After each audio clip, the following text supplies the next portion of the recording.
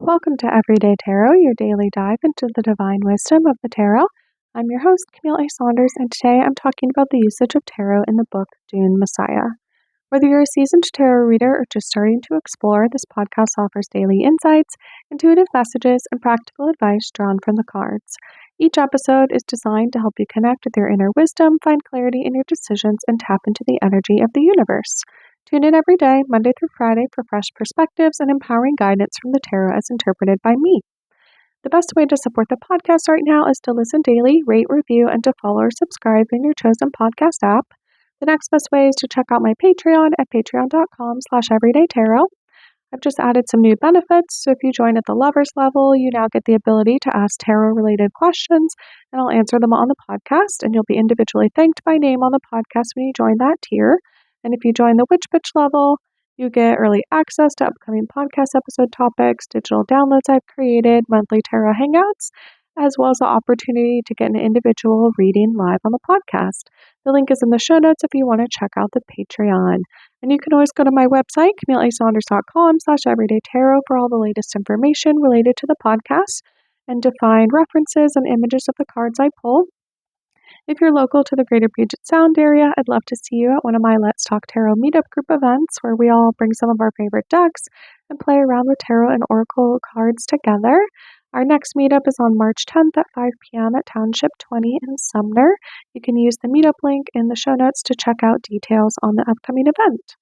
And now we're into season 4 of the podcast. In the first season, I introduced tarot through talking about oracle versus tarot cards, myths of tarot, how to find a deck, reading for yourself versus others, and much more. In seasons 2 and 3, I went through the major arcana and the 4 suits, one per episode. And this season, I'm talking all about tarot in pop culture. And today, I'm talking about the usage of tarot in the Dune universe, the Duneverse, and specifically in the second book, Dune Messiah. Dune came out recently in the last couple years as a 2-part movie with Timothée Chalamet and Zendaya. So that aspect has become fairly mainstream, but there's a lot of books in the Dune, what would be the universe, again, the Duneverse. And so actually in the second Dune book, which is called Dune Messiah, there is something called the Dune Tarot that's in the book. So a little bit of background, again, if you're not familiar. So in the book Dune, Paul Atreides, he's our sort of reluctant hero. His father is of the Atreides house and is gifted control of Arrakis, a planet that has this medicine/drug called spice that controls the universe, basically. Spice is used by folks in this universe to basically see all the avenues possible. Prescience, which is the word they use for it in the book, which allows them to basically drive spaceships through space and navigate because in this world there was a technology war and computers and AI were banned. And so they can no longer rely on that. So they use, again, this medicine or drug to basically not run into things as they navigate the universe. So that's sort of the basis of like what we get into in the first book. And again, if you've seen the movie, you've sort of seen this happening. I will sort of get into Dune and Dune Messiah spoilers to some extent. I'll try to keep it light on the spoilers for Dune and just sort of talk about the Dune Tarot specifically. So again, in the second book, Dune Messiah, Paul becomes emperor. He has these prescient abilities, which again is the word they use in the book, but basically he can see the future. And again, if you've seen the movie, they do a pretty good job of showing it, but it's sort of like he can see the multiple avenues by which the future could happen. It's shown in the movie where sometimes he sees one outcome and sometimes he sees another. And I think in the book, he even describes that like he's trying to often find the like narrow path between a certain like two different situations happening. He's trying to find like the way that he wants through that. And so in the book in Dune Messiah, so it like does a time jump from the first book/movie I guess there's two movies, but it's all about the first book. So that's Dune. And this is the second book, Dune Messiah. Um, he's like solidly been emperor for 12 years. He can see the future and he's very popular and worshipped. And basically, because of this, he makes the idea of looking into the future popular. People know that this is something he can do, and they're like, that's cool. I want to do that. And so in this universe, it's sort of like unexplained how it pops up. There's theories, there's sort of like conspiracies in the book. Um, but it's not explained quite yet. But there is a Dune tarot that becomes popular as Paul is emperor. And I think there's a scene, but yeah, they talk about it in the book that these cards described as being sold in red and green packages are employed by many people.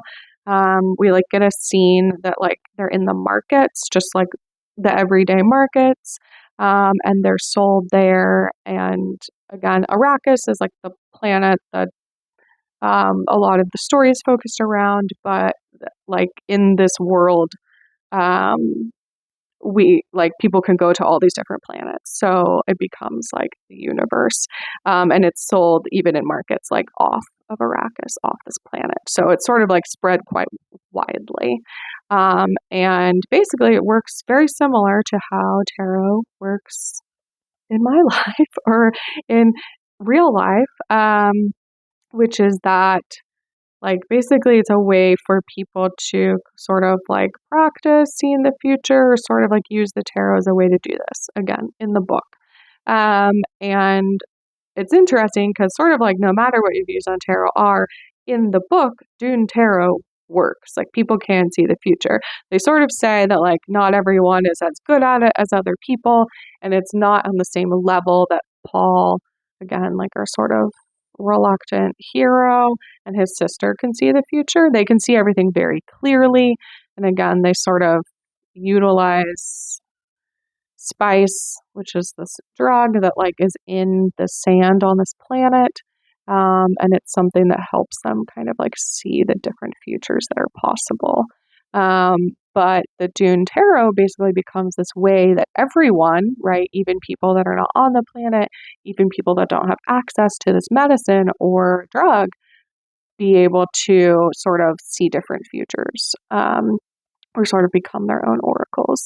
And again, it's not as like strong as it is for them, but it becomes this sort of very large plot point, which again, I am going to get into spoilers for Dune Messiah, but that it sort of clouds his own ability to see the future. And so that is sort of why it becomes this kind of like underlying conspiracy that people are perhaps trying to like dampen his power or get around it. Because again, if you think about like he is emperor of this like world, and that's a lot of power. It's not even just like a planet, it's like a very large universe, and people are on all different planets. And if you have an emperor that can see all, it's going to be very hard to work against them. And so it's sort of seen that, like, oh, somehow someone like slipped the Dune Tarot to the everyday person and made it widely available and seemingly like accessible to everyone, that now everyone can sort of see the future in different ways, and it impacts Paul's ability to see the future. They use the word like muddied, like it muddies the water, it muddies their ability to sort of see what's going to happen. And again, it sort of becomes a very large plot. We kind of see it like throughout.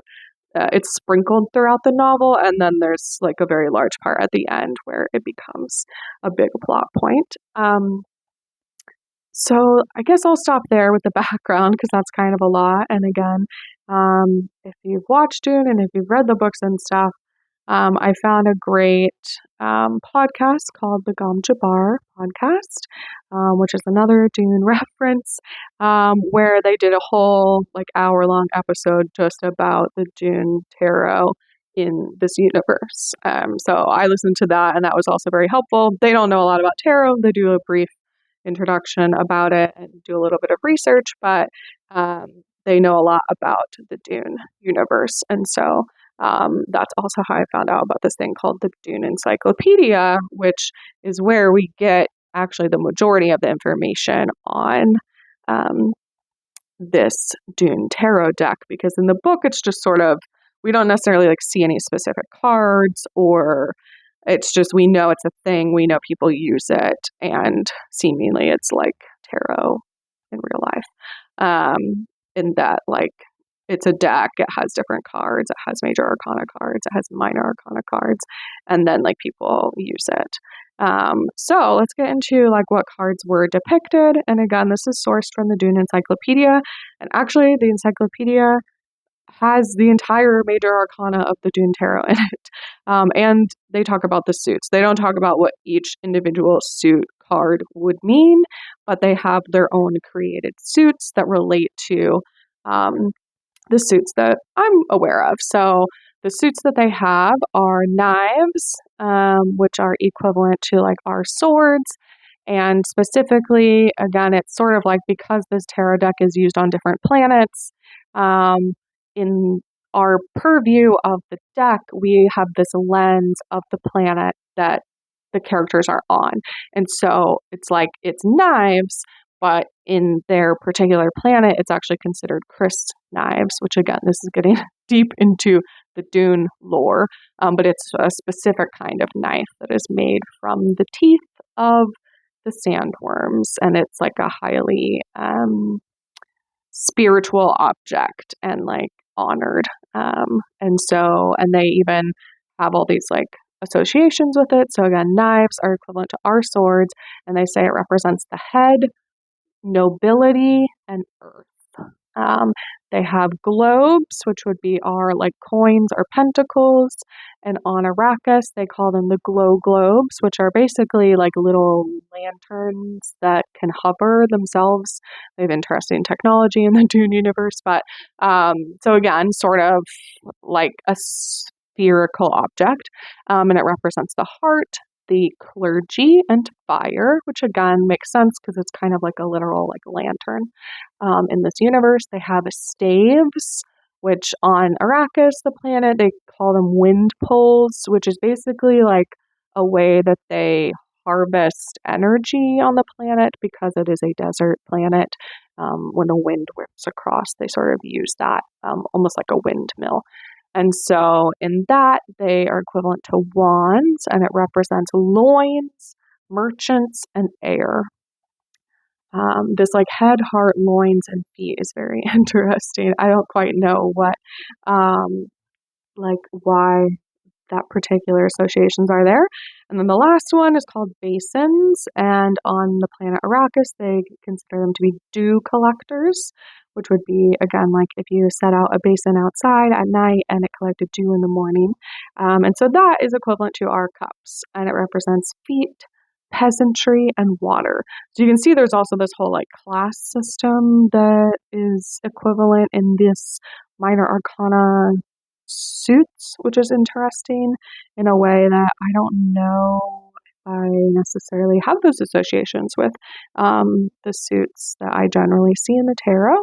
But like I said, the major arcana cards in Dune Messiah, they have all of the cards, and some of them are exactly the same as what I'm used to in the major arcana, but a lot of them are very particular to this universe or sort of shifted. So I'm just going to talk about 4 of them. But if you're interested, you can go read the whole section in the Dune Encyclopedia that goes through every major arcana card. And again, if you're familiar with Dune, it's kind of fun and interesting to see what kind of cards they've made up and how they relate to what I know of the different major arcana cards. So the first one I want to talk about is the World, which is normally card 21 in the major arcana. And in the Dune Tarot, it gets changed to the universe, which again makes sense because it's sort of like they had to adapt this card to include the whole galaxy, since people aren't just on one planet anymore. People are across the whole universe. And actually within the lore of Dune, Dune like takes place, like, I think it's supposed to be like 20,000 years in the future. I don't know. It's quite a far time from our current day future. But they even like change our understanding of like the Bible to like change it to also match in this like, oh, now people have spread across planets. So like we're going to adapt the Bible to also like represent that.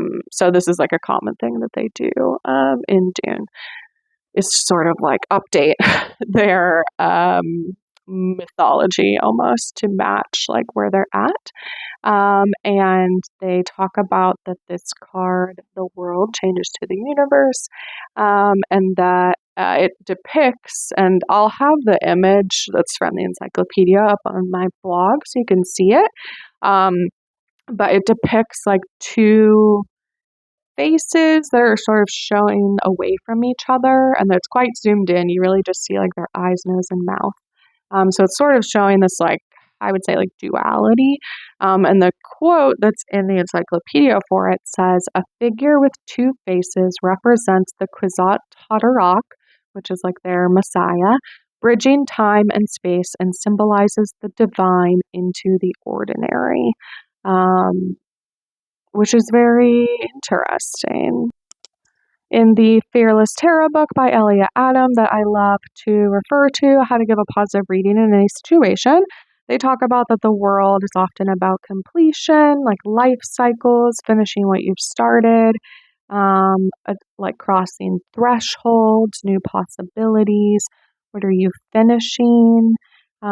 Sort of like you've faced everything you need to face and now you're graduating, like it's a rite of passage. It's also often like shown as like sometimes it's depicted as like a powerful sorceress. And so in this one, like again, in this universe, like their Messiah that they have been waiting for a very long time, the Kwisatz Haderach, and what part of the prophecy about him is that he can see the future and he can see all the different possibilities, and therefore he can kind of like lead them to salvation in this way. And so it is also about this, like, he's bridging all of these aspects around the world, and like turning, like he is the sort of divine figure, again, the Messiah, hence the name of the book, Dune Messiah. But also like he is also just a person. And we sort of see that in the book as well, that he is like this thing that gets worshipped and he leads wars and people die in his name, which really weighs him down when he sort of sees this future in the first book. But in this book, he's sort of like come into it and gotten used to it. All right, the next card I'm going to talk about is the Fool, which is normally considered like card 0 in the major arcana. And in the Dune Tarot, it's depicted as the Wanderer. It looks very similar, I would say, to like the Fool card often does. It depicts like a person with like the little like stick and like satchel thing tied to it, and that they have like their back to like us as we look at them, and it's sort of like they're walking out into probably the desert, and either the sun is like rising or setting like in front of them. And the like tarot deck description for the card in the encyclopedia is, "He walks alone with his bindle, with a staff over his shoulder. He does not know what the bindle contains, for he does not understand the afflictions a hero brings to this planet." Yeah, and so if you don't know, again, sort of like in the Dune universe, like Paul is seen by others as like the Messiah character.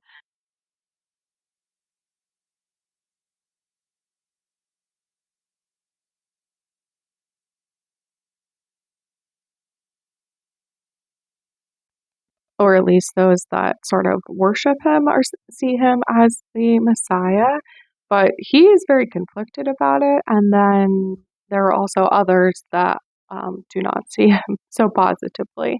So he has this quote in the original Dune book where he's sort of starting to come to terms with like his future role, where he says, "It's coming. I see a holy war spreading across the universe like unquenchable fire, a warrior religion that waves the Atreides banner in my father's name, fanatical legions worshipping at the shrine of my father's skull, a war in my name, everyone shouting my name."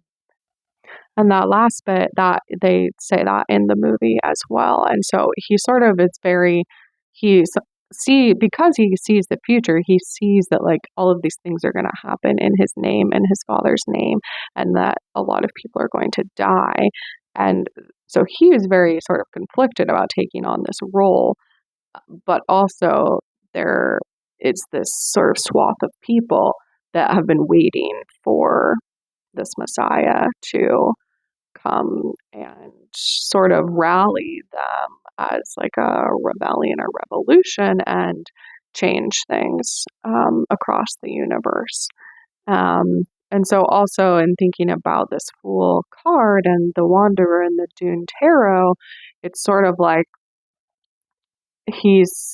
I guess we're sort of seeing maybe where Paul began, where he lands on Arrakis. They start on another planet. He grew up on a different planet with lots of water, and they come to Arrakis, and sort of this like kicks off um, this future that he sees, and the spice or the kind of like medicine, the spice melange that is in the literal like desert soil or the dust, impacts him greatly and basically allows him to see this future. And another interesting thing that when you look at this card is that like in the Dune universe, the people of the desert, the Fremen, survive by creating these like suits that they wear, that sort of recycle all of their sweat and water, and turn it back into drinkable water, because they do live in the desert and water is very scarce. And so when you see this card, it seems clear that like they are not wearing that suit. This person in the card looks like they maybe like don't really know the ways of the desert, perhaps. And so there's also this kind of like idea of like, oh, like this was the beginning, like before he sort of acclimated and started to become into the ways of the Fremen, as well. And sort of like arriving on Arrakis again, sort of was like him stepping off this cliff of like, well, I'm not quite sure where this is going to lead. I have some idea, but I'm just going to work. It's happening in this way. All right, so the next card I'm going to talk about is the Devil card, which is the number 15 card in the Major Arcana. And in the Dune Tarot, it is depicted as the Great Worm or the Sandworm, which are the large creatures that are on the planet Arrakis that we learn later sort of like guard the spice, guard this like medicine, or drug that people choose to use, and that is very like crucial to the people and very sacred to the people on the planet. So the tarot deck description for this card in the Dune Tarot is sometimes depicted as Shaitan. He lies curled deep in a cave and guards the pearl of great price, the negative side of each person, or in society, the fall of a people. And I learned that Shaitan is Arabic for Satan or the devil. So this is clearly like a direct comparison to the devil card.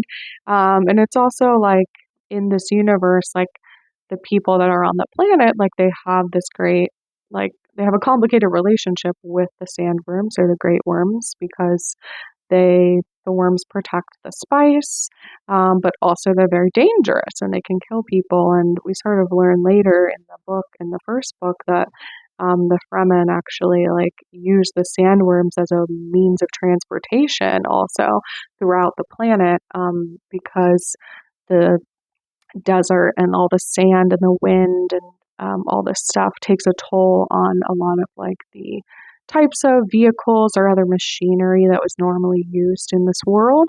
And so honest, like using these creatures as a means of like getting around is also like one of the ways that they have learned to adapt to the planet and like the planet losing access to water, because in the Dune universe, um, the planet used to have water and it was changed basically by like climate change and like people taking too many resources from it. And so it has like lost all of its, like most of its, I guess, plant matter and critters and animals and stuff like that. And the Fremen,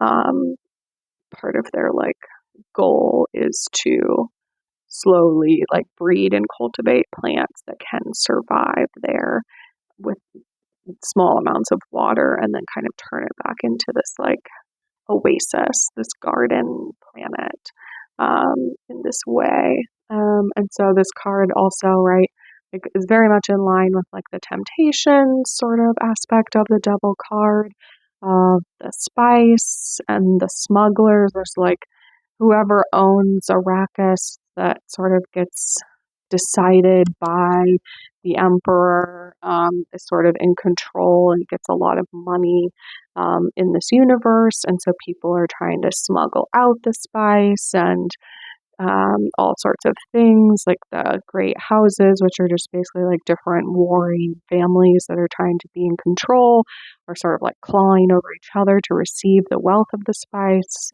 It like was in one family for, I think it's supposed to be like 75 years right before Dune happens, and then it gets handed over to the Atreides family, which Paul is a part of, and that sort of like shifts um, the dynamics of these like great families.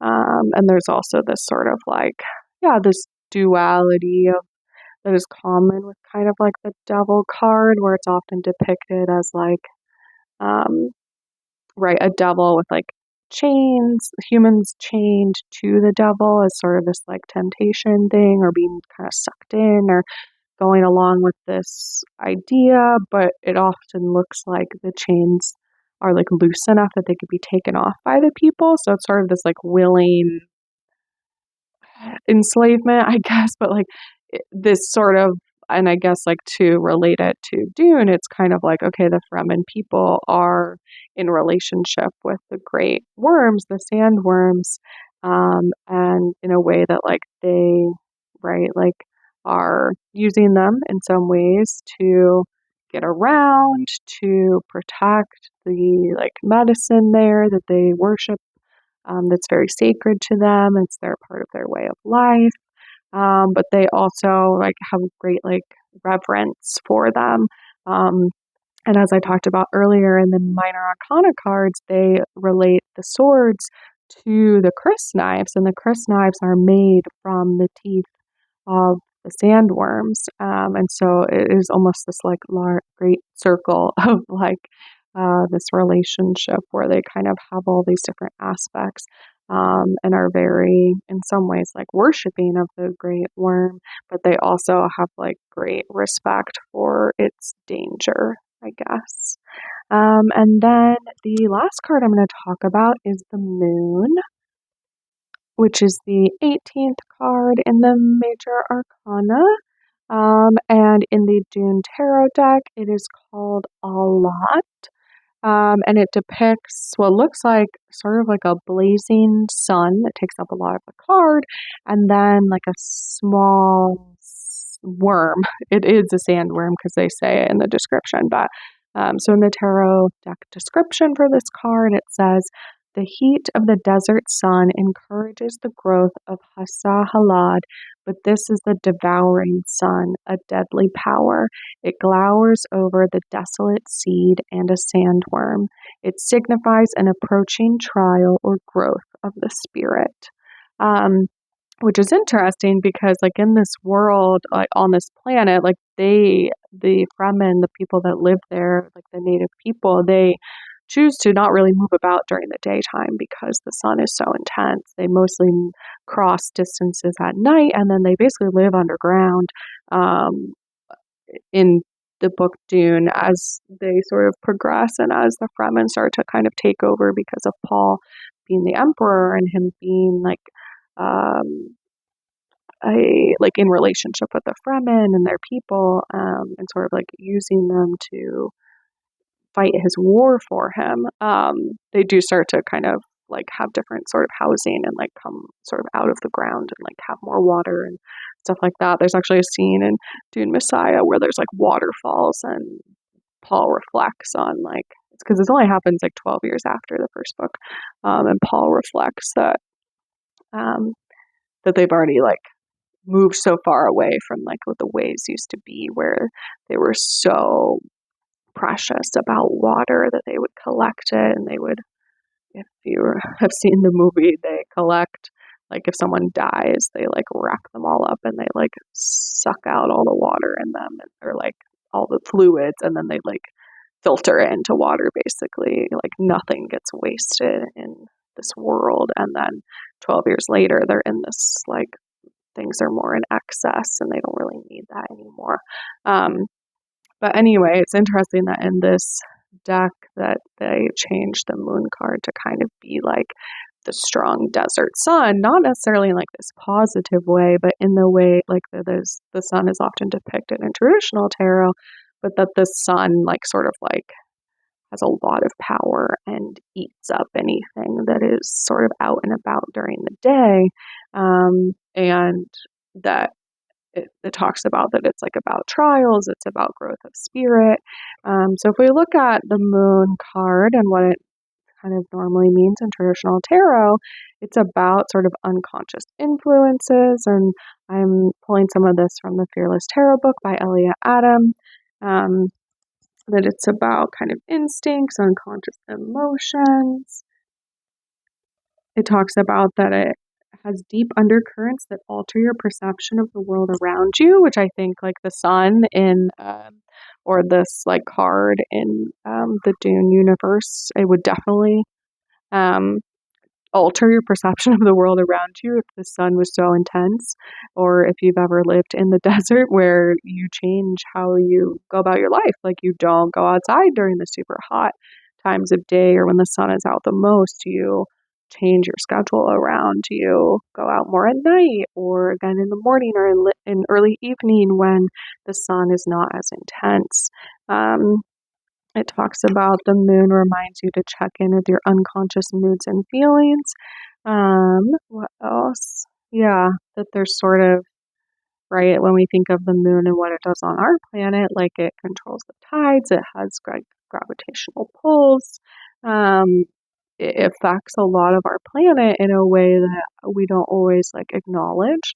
And again, like sort of in the Dune universe, like this card, their sun, the desert sun, and its impact on the planet there is great, and it sort of like influences how they go about their lives, in a way that I think is very hard for them to kind of like even differentiate or imagine will be different, like until it is, until they have more access to water, or until like they have more traditional wealth and are not being killed off anymore in the same way that they were, when they were not, before they were aligned with House Atreides. So as we like zoom out and think about this Dune tarot in the Dune universe, and just like how it impacts the book, and then how it like is related to the tarot as I talk about it and know it. It talks about that in the encyclopedia. Again, it talks about that the major arcana, that one of the like the ways that they would go about it again feels very similar. It would be used in prognosticating, so like in divination or trying to determine the future. The deck was shuffled and cut, and the top card representing the one whose fate is probed was dealt face up. Around it were dealt 6 cards face down in the following position. So they actually have like a spread that they created that is in the Dune encyclopedia under the Dune Tarot as well. And they have like an image of it where they have the card in the middle and then these 6 around, and like what each position means. So I sort of just love how much this like world building is created in this like universe, that they even have tarot spreads in this universe that relate to um, the ways that they like the positions are the head, the left hand, the left foot, the loins, the right foot, the right hand, and then the fate card is in the middle, surrounding it. And it's just very cool to me that they even like have their own tarot spreads that are documented in this um, lengthy encyclopedia. And I guess if I haven't talked about the origin of the encyclopedia, like it was written in 1984. It's a collection of essays written by the author Willis E. McNally, and they with like other contributors, and it's a companion like to the series, and it has a foreword written like by the author, so it's like an authorized compilation. So I'm going to take it as like true in the universe here, or at least signed off by the author of the original Dune books. So if we transition into kind of like meanings or lessons learned from the Dune Tarot, or kind of how it impacts this universe, they talk about again that the Dune Tarot, like its consequences in the book are that it muddies time. This is the phrase that they use. It was effective at enhancing one's vision of the future, and this meant like that more people had access to like being a prophet, like being an oracle. And once someone like was utilizing the Dune Tarot and like being an oracle or seeing the future, it sort of like clouds their own future or like decisions from other people that can see the future, which is kind of very interesting to me. I don't know if I've like seen that in like mythology or lore in that way before. And so the tarot, like in the books, like makes our characters, Paul and his sister Aaliyah, like really struggle to like see the future in the same way that they're very used to, this like power that they have. And they don't use the Dune Tarot, but the Dune Tarot is sort of like um, put into this world to sort of perhaps like counteract or be a like rebellion force that is sort of discounting or changing things in the undercurrent of things. And they both, the characters in it, try to just like take more of the spice, which like generally like helps people see more of the future, to like try to see more clearly, because they keep like realizing that the future that they're used to seeing is like muddied by the fact that there are so many people now that it's become so popular to try to like use the Dune Tarot to read the future, to be like an oracle. And again, like in the book, it's like not totally like you don't really know who like created it. It's just like introduced onto the planet during while Paul is emperor at some point. And it gives people like a limited amounts of the prescience or being able to see the future that like Paul and Aaliyah possess. And it, like I said, it muddies their visions. And it talks about, so because we know that in this universe, like the people that basically fly the spaceships across, that they use the spice in order to basically like see where they should try like fly, and so they don't like run into people and stuff. Like they see like the best like avenue by which to fly, and then they do it. Like that is part of how it's like people are able to like navigate the universe, like humans are. And so we know that like that like Paul, as someone who can see the future, cannot like people that use the spice to see the future cannot like see each other's um like vision, like they can't see those people in their vision. I don't, it's making me think of this other book that I read that's called A Fate Inked in Blood, that's about sort of like Norse mythology and Freya. And they have this idea in the book of like fated people. So like basically like people that are like blessed by the gods, and then there's like the common people, and it's like the people blessed by the gods are the only ones in this like world that are allowed like that can change their future basically, and then it's like the common person just has like a set future, and like they're just kind of like at the mercy of whatever, like since they've been born, the way that their life is laid out, but like these fated people, these people that are like sort of blessed or like born of the gods are the only ones that have like the ability to change the future. And I feel like that's kind of what's going on in the Dune universe, is that like Paul and his sister Aaliyah are sort of these like fated, right? Like Paul, like he knows that he is going to like become this like Messiah figure if he continues down this path, and he like chooses to do it, but he's very conflicted about it for a while, and he sees avenues in which like he dies and he doesn't actually like create, like become that Messiah. And it's kind of like that when people use the Dune Tarot, or when they're like using the spice to like fly around the universe, that they sort of become a little bit of these like fated people, that like they get to like a touch of like what it's like to be able to kind of like, I guess, determine their own futures.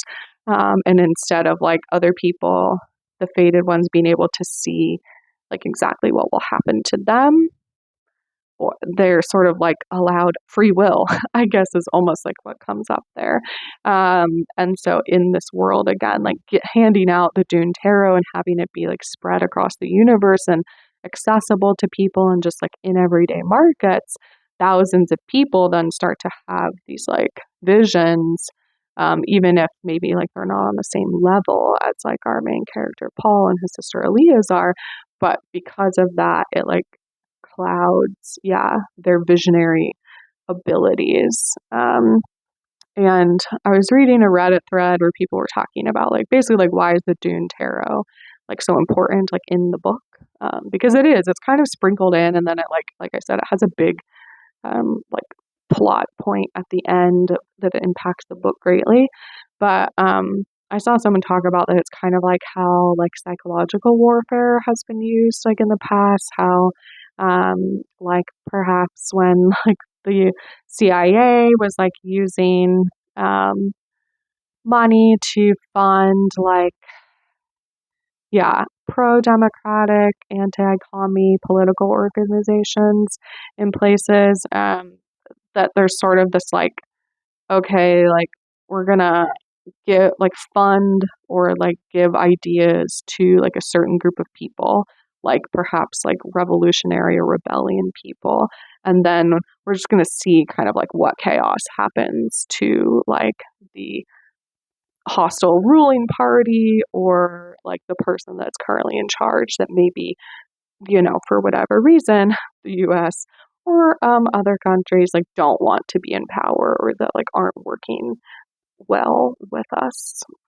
And so they almost like, that is sort of, I think, like what we're supposed to understand about what's happening like in this book, is that like someone or some organization is like plotting against Paul and Aaliyah in the book, and they're using the Dune Tarot as like a way to kind of like spread this like rebellion or revolution by weakening the ruling party. So Paul and his sister, by like, instead of taking a direct attack, which is kind of what happens in the first book, they have a direct attack on the family. They sort of target like their prescience, or this ability they have to see the future, as this like subversive technique,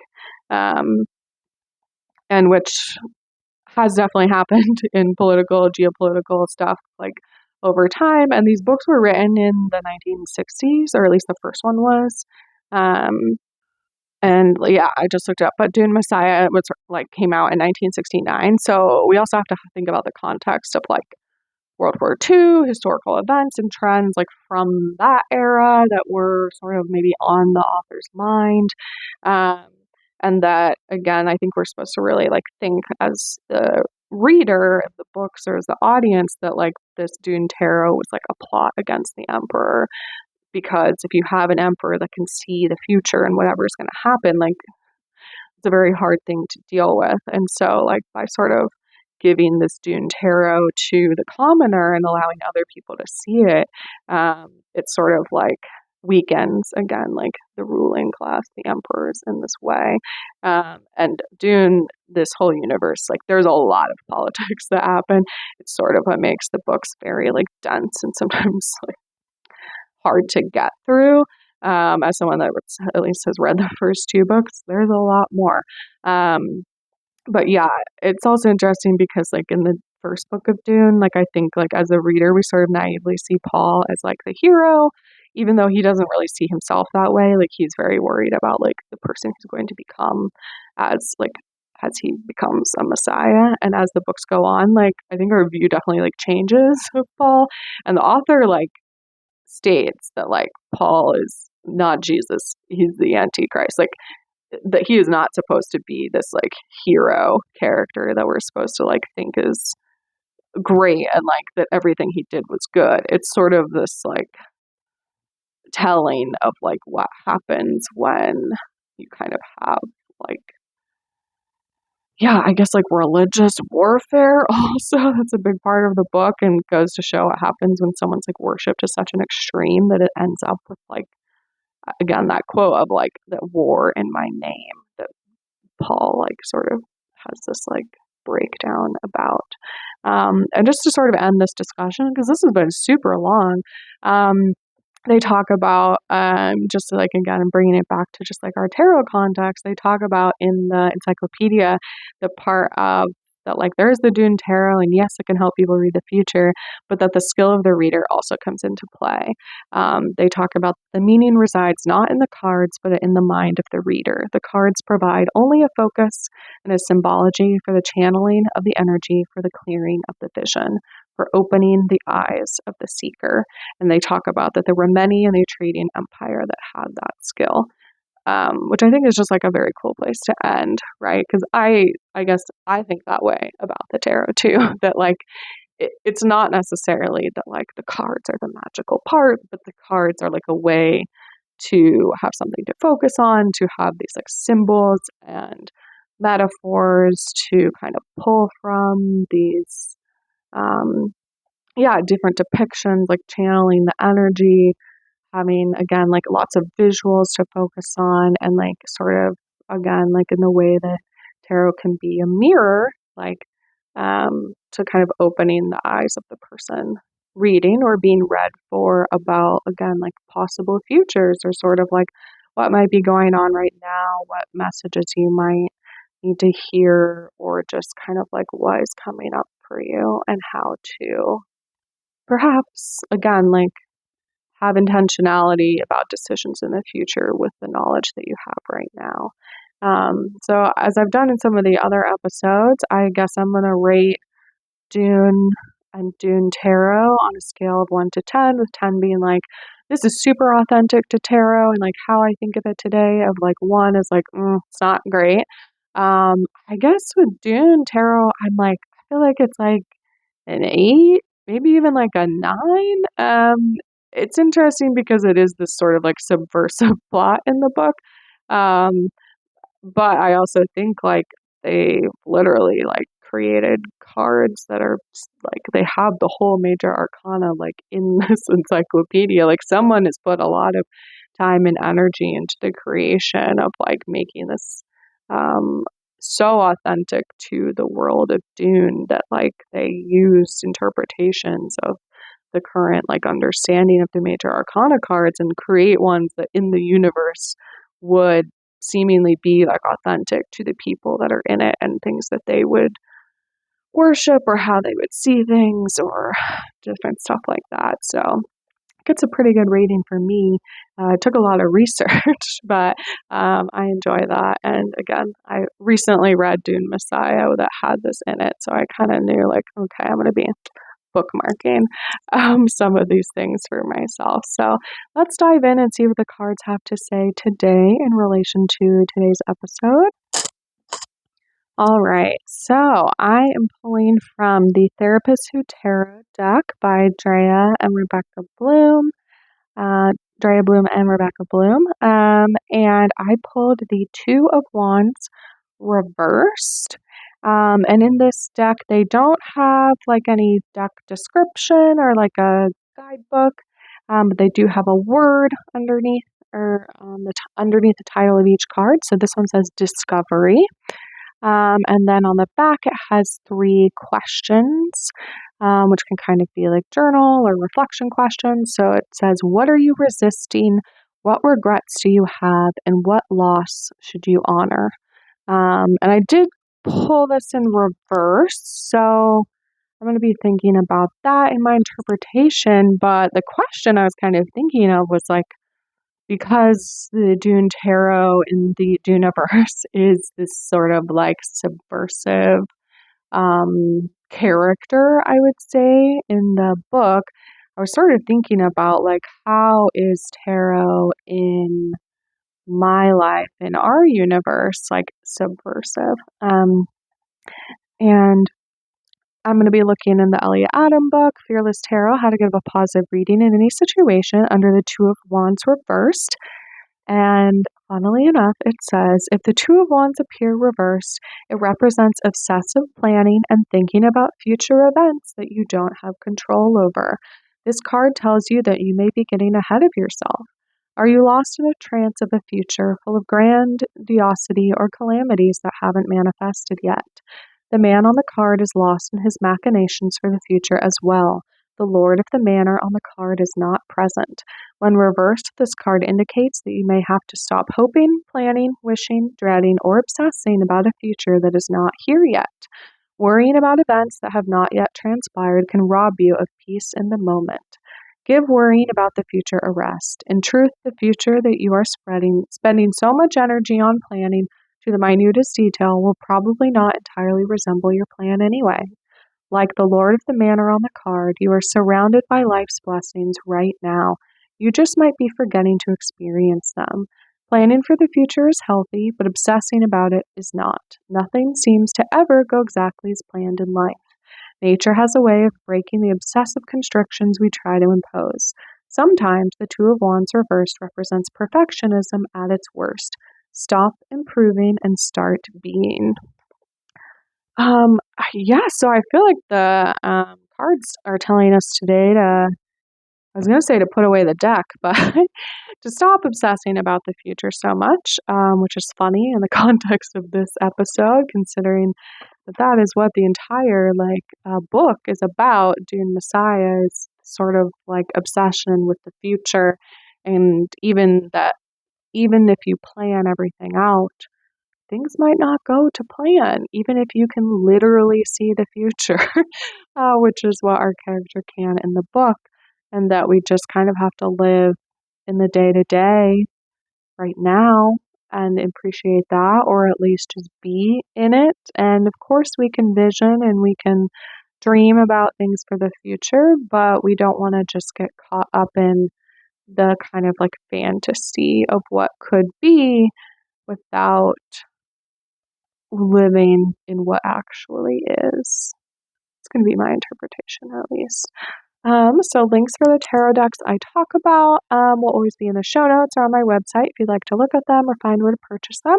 And thanks for joining me today on Everyday Tarot. Just as a reminder, the podcast comes out daily, Monday through Friday, for all of 2025. All right, see you soon. Bye-bye.